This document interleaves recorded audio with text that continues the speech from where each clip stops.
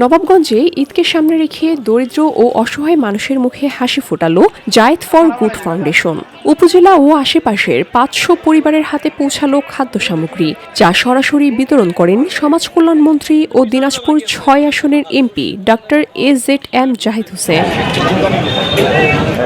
বুধবার বেলা ৩টায় নবাবগঞ্জের মতিহারা ঈদগাহ মাঠে অনুষ্ঠিত এ অনুষ্ঠানে ঘোড়াঘাট, হাকিমপুর, বিরামপুর এবং নবাবগঞ্জ উপজেলার দরিদ্র ও দুস্থ মানুষেরা খাদ্য সামগ্রীর সহায়তা পান।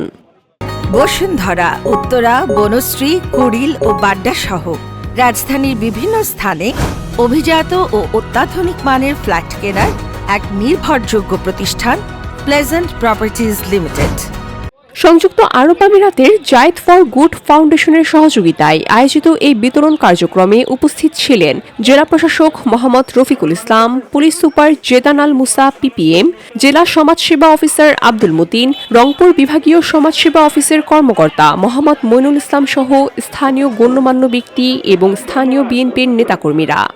আমাদের 23টি ইউনিয়ন আছে এবং 3টি পৌরসভা আছে। 23টি ইউনিয়নকে আমরা একটা ইউনিট ধরেছি, আর 3টি পৌরসভার মধ্যে 9টা করে ওয়ার্ড আছে, সেখানে আমরা 3টা করে ইউনিয়ন, আমরা 32টা ইউনিয়ন ধরেছি।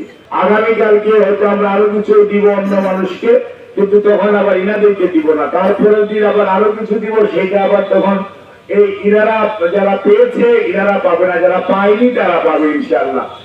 এ ধরনের উদ্যোগ দরিদ্র মানুষের জন্য ঈদ আনন্দ বহুগুণে বৃদ্ধি করে।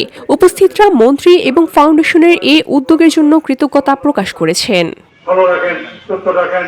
VOD Bangla news desk.